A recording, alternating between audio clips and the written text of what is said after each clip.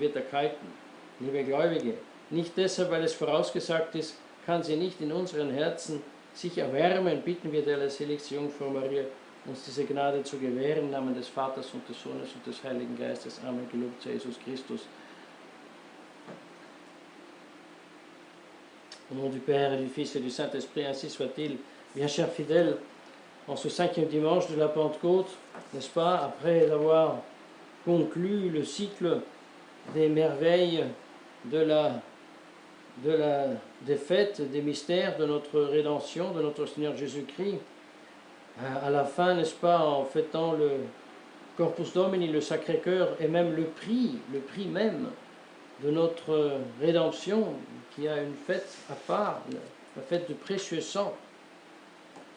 Eh bien, déjà dimanche dernier, nous avons été avisés de l'écueil de l'hypocrisie des pharisiens, et aujourd'hui, on nous dit, si notre justice n'est pas supérieure à celle des pharisiens, nous n'entrerons pas dans le royaume des cieux. Et l'hypocrisie du pharisien, c'est que sous le boucle de la vérité qu'il prêche, n'est-ce pas, il cache son cœur plein de colère, plein de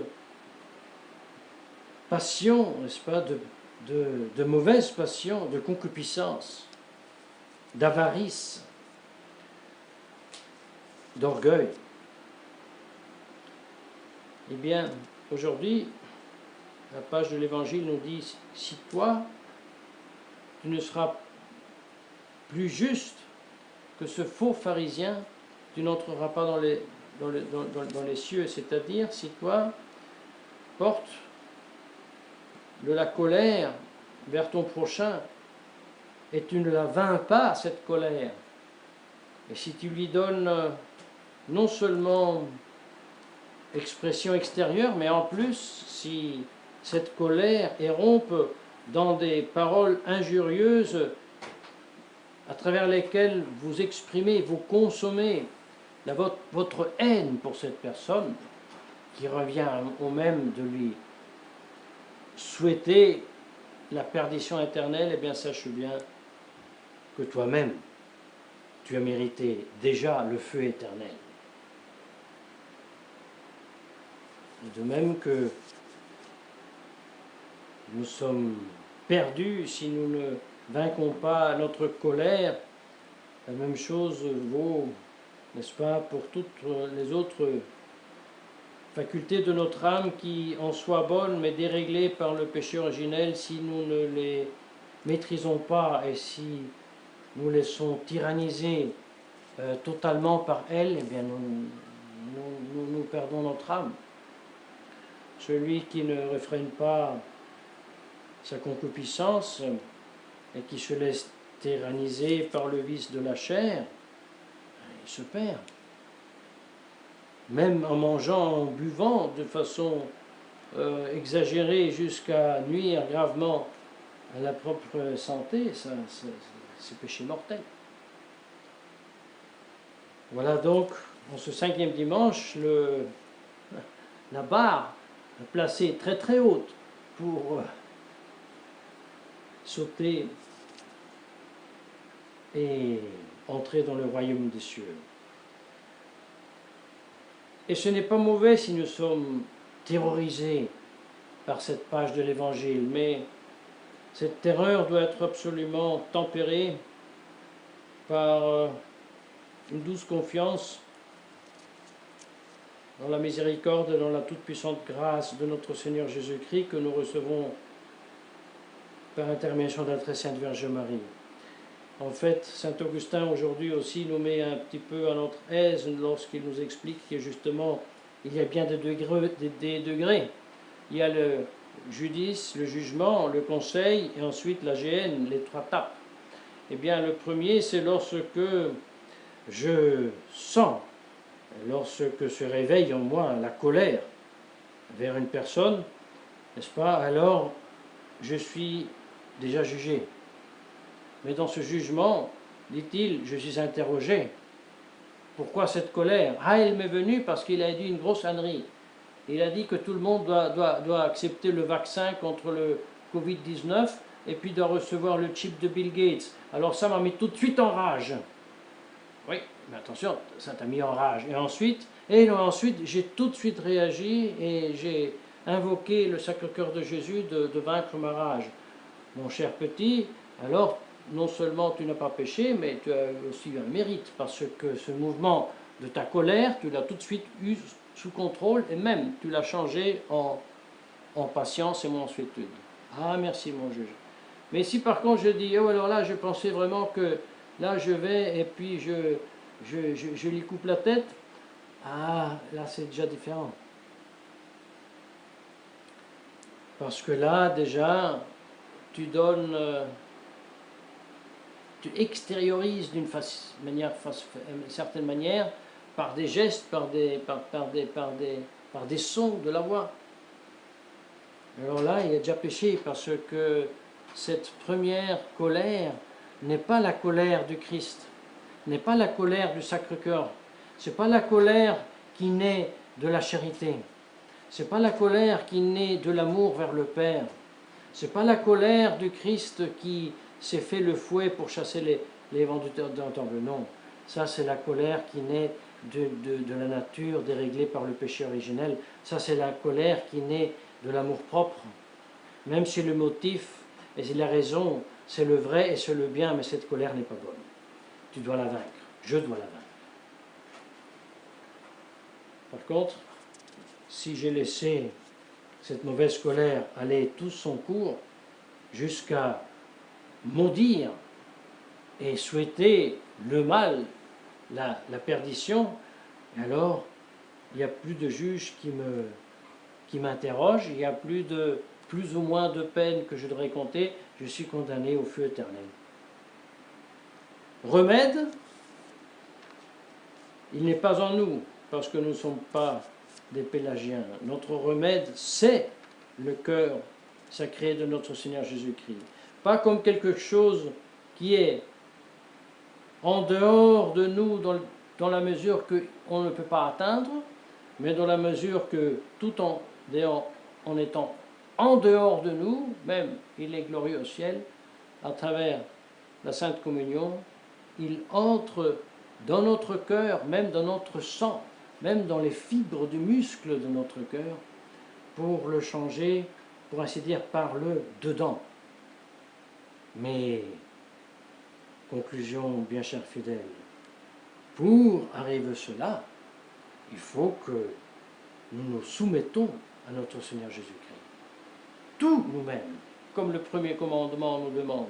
Donc aussi, notre affection, notre cœur, notre capacité de le admirer, notre capacité de jouir en lui, de le désirer, eh bien, nous devons soumettre à lui et susciter pour cela toutes les capacités de notre monde affectif, des sentiments, oui. Dans ce sens-là, nous sommes des sentimentaux, nous voulons le être.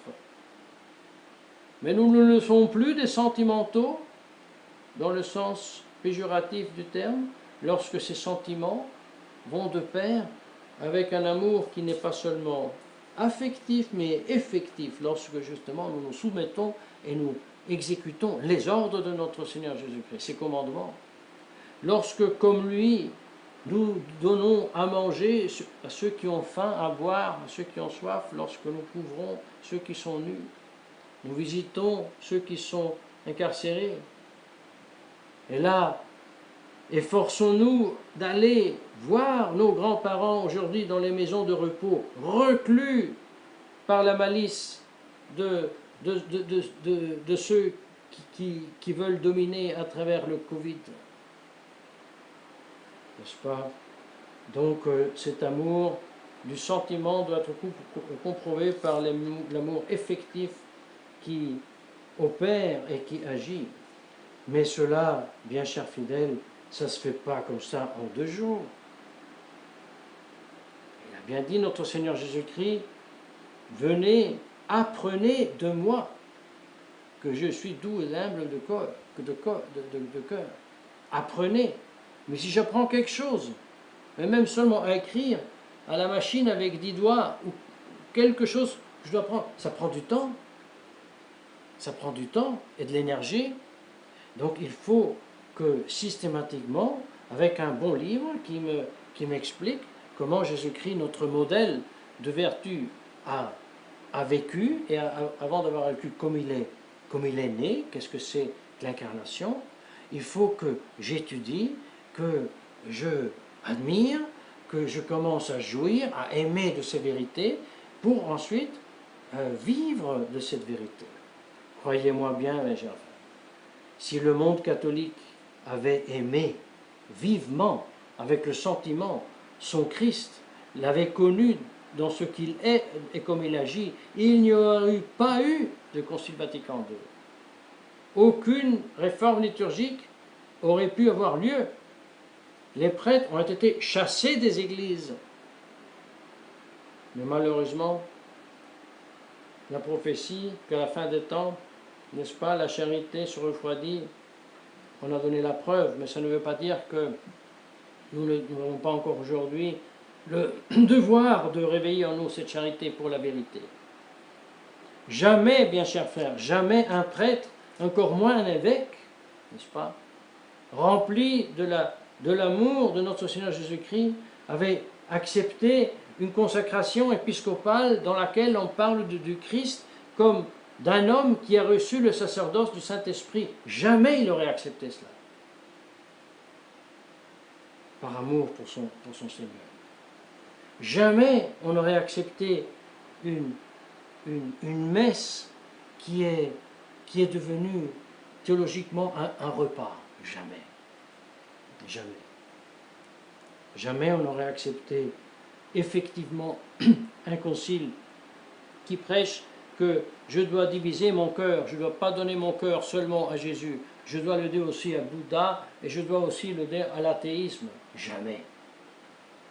Un cœur qui aime et qui aime vraiment Dieu et qui reconnaît en Jésus-Christ Dieu ne peut pas partager ce cœur. Ne peut pas donner une part égale à toutes les religions, sur les fausses. Jamais. Donc sachons bien que non seulement nous sauvons notre âme, non seulement nous la libérons de la tyrannie de nos passions, mais même c'est la meilleure réponse aux maux spirituels et temporels aussi de ce monde que d'aller à apprendre dans et avec notre Seigneur Jésus-Christ sa douceur et sa mansuétude, aussi que pour ne pas se laisser prendre dans le cercle vicieux, n'est-ce pas, de toute cette histoire du Covid-19 et le chip et les vaccins, etc. Parce que le grand danger, c'est que de se prendre contre ces mesures diaboliques, mais dans un esprit diabolique. On peut être aussi diaboliquement contre le diable. Et oui, en effet, les diables se haïssent les uns les autres. Non, nous devons vaincre, comme a dit aujourd'hui l'Évangile, le mal par le bien. Et en triompher, et non pas nous laisser prendre par leur haine et en répandant par une haine, jamais. Mais vaincre le mal par le bien, et ensuite fortifier, éradiquer, enraciner notre Seigneur Jésus-Christ, alors oui, avec le fouet, on les chasse. Avec la violence, la sainte, on les chasse. Mais là, ce sera quand Dieu voudra. Au nom du Père, du Fils et du Saint-Esprit, ainsi soit-il.